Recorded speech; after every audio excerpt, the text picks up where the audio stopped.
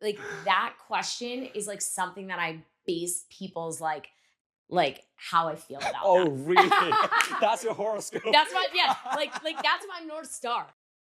Welcome to Postgrads. Two Columbia J School alumni walk into a bar. Marisa, what do you think the punchline should be? Let's make this quick. We're on deadline. Oh, yeah, no, you need to get drunk and go home because that will make your article better, right? All right, today we have Marisa Marcellino, adjunct professor at Columbia Journalism School, two-time Emmy Award-winning multimedia journalist who worked for NBC Sports on the Winter Olympic team. Thank you so much for joining us, Marisa. Thanks so much for having me. Great to be with another Columbia alum. Absolutely, always. Pleasure's all mine. So, you are actually an old friend of the Columbia University. You went there for undergrad, for urban study, and then, of course, J School. And now you're teaching your own sports reporting class. So tell me, what is it about that community that keeps on bringing you back? Yeah, I mean, that's a great question. For me, it's a feeling about the university. I think obviously that started for me in undergrad. Being there for 4 years, I played a sport there as well. So I played lacrosse. So I was just like super deep in the Columbia community. Like I joke that like I bleed like blue because like I do. There's just something really special about it for me. And I went back to J school years after I graduated from undergrad, and just like that feeling walking back on campus, I was like, all right, this is where I need to be. Like there's something special. There's an intensity about the place that I've never found anywhere else. So, like this time returning, like, is there any massive difference than Columbia campus, like say in the tens? Yeah, I mean, massive difference just in that, like, I'm on the other side of, the learning at this point, but it's still fun because I can really put myself in their shoes. Like, it hasn't been that long. Right. So I remember what it's like to be on a master's project deadline. I know now the things that I feel like the students really need to know to take that next step in their careers. I also want to talk to you about your experience at News 12, like when you were doing daily reporting. So how was it being like a one-woman army? Oh, man. You know what? It was the best possible reporting experience I have ever gotten outside of the J school. So you're really like boots on the ground every single day. And as a one-woman band, like you're doing absolutely everything. Yeah. So it was like, I felt like I was in G school reporting class every single day in that you never know what your story's going to be. You never know what the day is going to bring. The deadlines come no matter whether you have the story you wanted or the story you thought you would have, and you have to get something out that's factual and timely and informs people. It was insane. Like, I mean, it would go from covering a homicide one day to covering a high school football team in the Bronx the next day. So I truly like left feeling like I can do anything. Oh, like, yeah. Oh, wow. Nothing will ever be as hard as that. Right. Also because like you're on your own out there. Yeah. So, but it was, I felt like I got to know the city in a way that I never had in that, you really see the good and the bad in everything. Oh, yeah. And definitely. Because like when you said the deadline comes no matter what, it's kind of like an unmovable object. And the only thing that can combat an immovable object is to be an unstoppable force. And you gotta be that, right? You nailed it. Yeah, thank you. And it's like something that I talk about a little bit in the class now. Yeah. Is like, we could have this pie in the sky idea of what we want our story to be. But when you're going out at 9 a.m. and you have a deadline at noon or you have a deadline at 5, it's really just about, pursuing that pie in the sky. Yeah. And I don't want to use the word settling, but finding somewhere in between of what's possible in that amount of time. Right. You also told us in our previous conversation that everything felt new for you when you were at J school. Oh, yeah. And now, being such an experienced journalist with 2 Emmy Awards under your belt, congratulations. How do you feel about the distance that you have traveled? It's so funny you say that because like I still feel like I have so much distance to travel. Oh, wow. You know, like there's so much more I want to do. I feel like I'm like just getting started. But yeah, when I got to the J school, I had never ever reported. Like looking back, I'm like, I could have like at least read a book or a pamphlet on like reporting 101 because like I literally didn't know like the like who, what, where, when. Like I had, you know, my idea of journalism was what I had read in papers, what I watched on TV, but I didn't know like what went into it. Yeah. But what I realized that, or at least the way I approached journalism was like a hustle skill. I was like, oh, I can do this. Like I can out hustle you. I'll be the person that goes and tries to talk to 20 different people. I will put like all the time into it. So, you know, I don't know. I feel far from it, but in some ways I still feel like I have a lot to learn. Like, especially just the way news is changing, the way we deliver stories is changing, the way like we all ingest it is differently. So some ways when I look at like the students at the G school now, I'm like a little envious of like the fresh start. Yeah. But I also remember how hard it was to be at that point where you feel so lost. And I feel like it kind of teaches you like not to give up. Like my beat was Inwood, and I would just like go up there every day and like walk the streets and try to, and I was like, I would just feel like I'm never going to find a story. I don't know how I'm going to do this, like blah, blah, blah.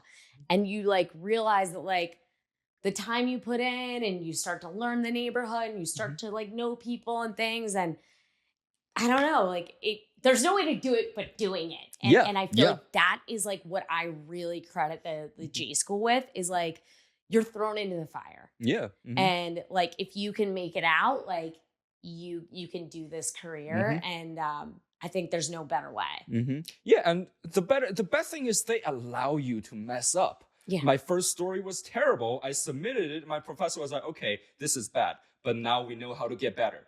I'm glad my first story never saw the light of day literally anywhere because it was horrible. It was about a dog park. It made no sense. I didn't know what the story was. And they were just like, what is this? It was like humiliating at the time and I felt awful. But you're right. It was like, all right, we can only go up from here. Exactly.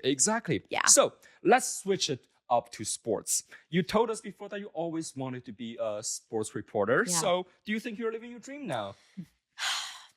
No, because I love working in sports, but I'm not like exactly where I want to be, right? It's like, I think the dream is to be the sports reporter who is courtside or field side or pitch side at the biggest events in the world. And you're right there with it at your fingertips. Yeah. So I feel like there's always room to grow, but like for sure I'm on the path. What prompted you to transition from an athlete to a sports reporter? Yeah, I mean, I think that when, and listen, it's not like I was like playing a professional sport, but I think when you get to the pinnacle of your sport at the time, there was no professional women's lacrosse. Like I had played 4 years of college lacrosse. And I feel like when you're an athlete your entire life, you want to stay as close to that feeling as possible of like what it's like to be under the lights, what it's like to have the pressure on, what it's like to lead people, what it's like to really be pushed. Yeah, chase that adrenaline.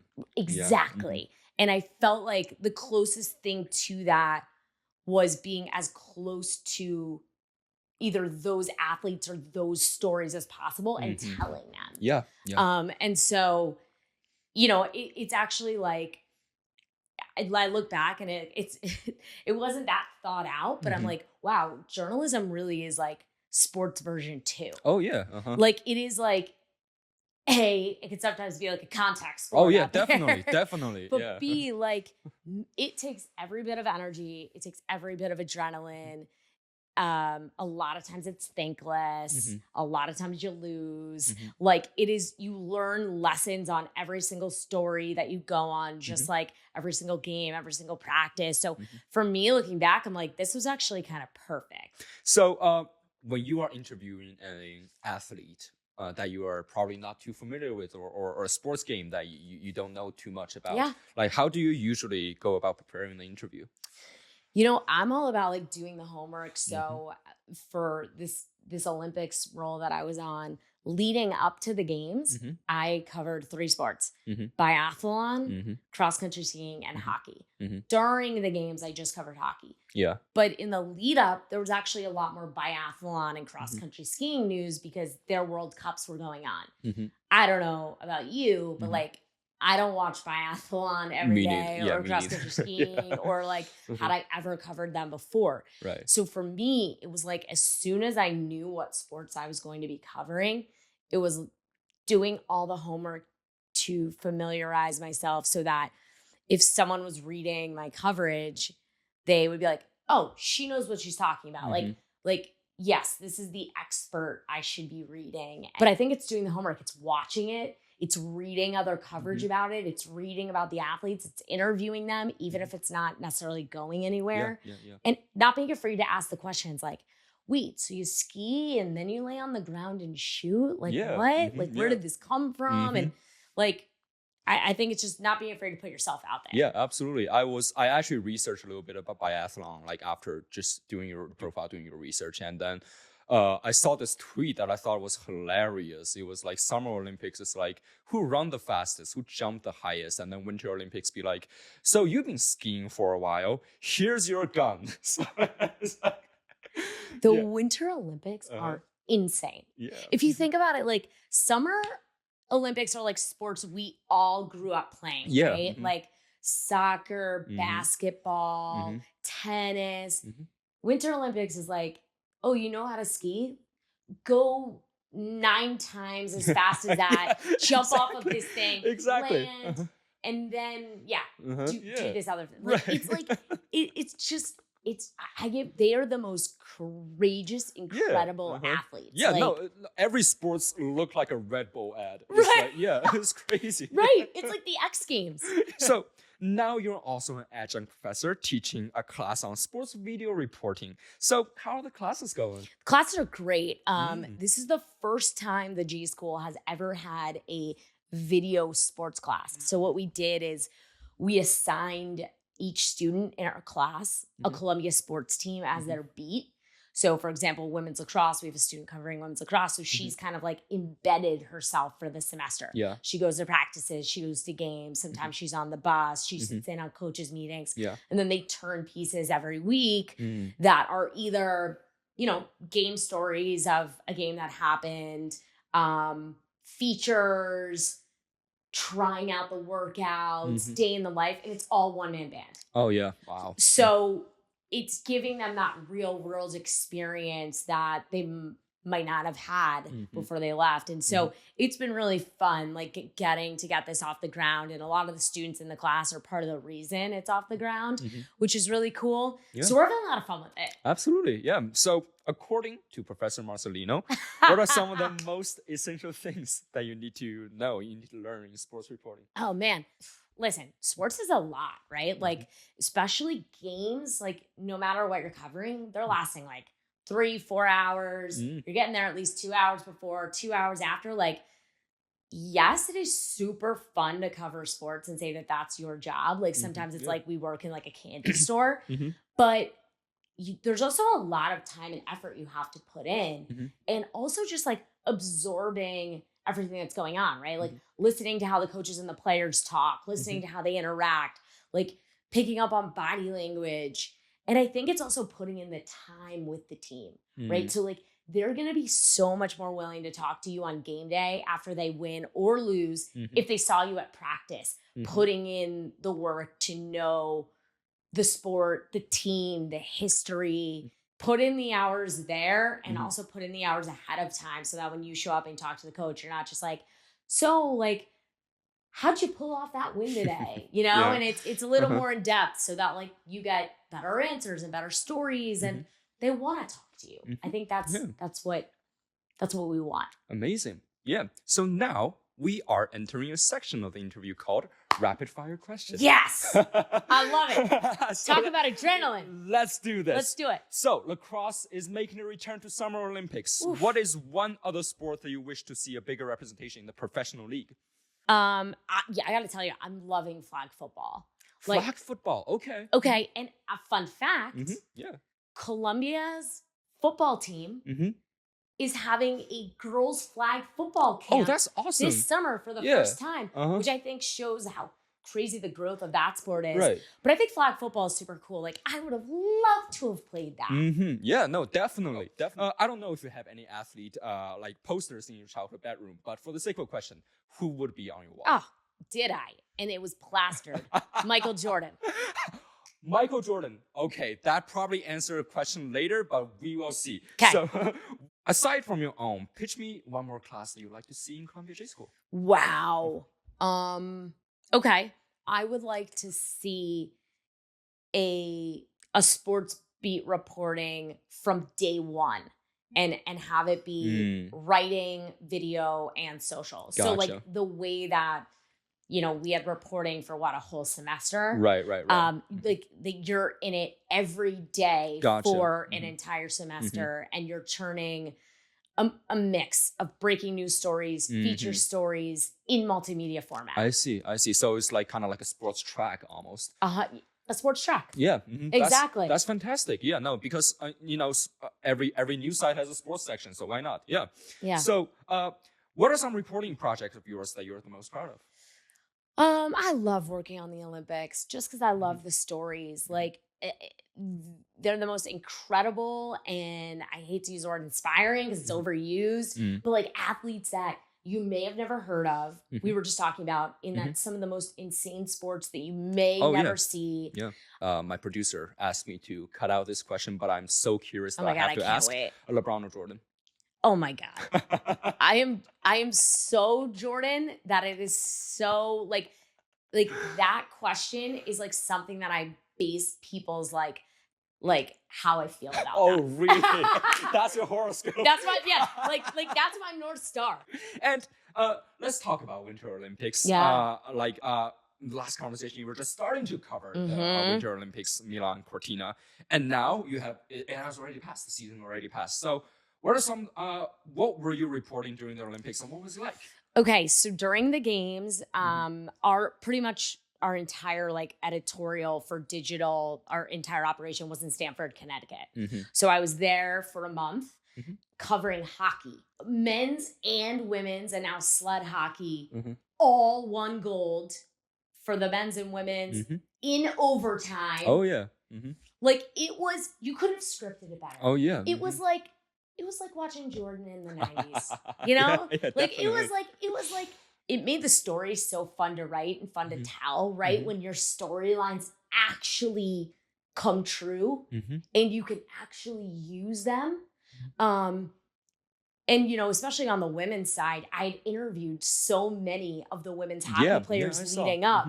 So the ability to use those interviews and go back throughout the reporting and say, she said this is what she's looking for. And it was just incredible. And I got to interview, I think it was 5 of the women the morning after they won. And they were sitting in Milan eating gelato. They were exhausted. And it was just it was just so raw, and they were just so happy. You told us also in your previous conversation that sports is about the people and not about the stats. After interviewing so many athletes this Olympic season, what are some athletes that left you solely impressed? Yeah. It's funny. I got a chance before and after the games to interview Layla Edwards. She's the first Black woman to ever compete for Team USA at the Olympics. She's now the first to ever win gold at the Olympics. Right. She was so chill. And just laid back and just so confident and just not a care in the world, at least that she was showing the world. And that really there was something about that quiet confidence that like really stuck with me Absolutely. when I talked to her before, because there could have been, and maybe there was, and she just wasn't showing it, a ton of pressure on her to carry that going into the games. And then after, she was one of the ones I spoke to the morning after they won, eating gelato. And I was like, wait, Layla, because and then another girl on the team, Caroline Harvey, you guys are going to go back to class after this? And she was like, you know what? I think we should just like be excused for the rest of the semester. And it was just like, there was just this laid back, calm, cool, collected like approach. Like they weren't trying to be anyone they weren't, they're not, you know? And they were just kind of like taking life as it comes. And I think there's something to that. Yeah, absolutely. And people always like to say, like, sports is supposed to be apolitical, but let's be real, it's not. Yeah. Right. So, like, and even you reported on skier Jessie Diggins speaking out about climate change. So I love Jessie Diggins. Oh yeah, of course. So, how do you, as a reporter, treat the intersection between sports and politics?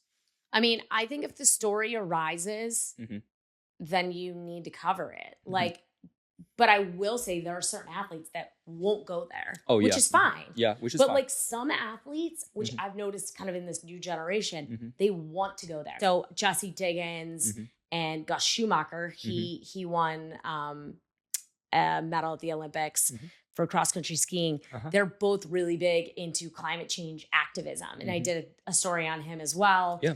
But I think it's doing your homework of like, what are the athletes that are into this, right? You can't just like approach a random athlete and be like, so what do you think about climate change? Yeah, fair. You know, they're on the boards of these different places. Yeah. They've got in front of Congress and stuff like that. And so I think it's like, for me, I was covering these athletes for like 10 months leading up to the Olympics. You need more than just they're good at XYZ. Yeah, definitely. So sports and sports journalism are often seen as a very male-dominated field, career.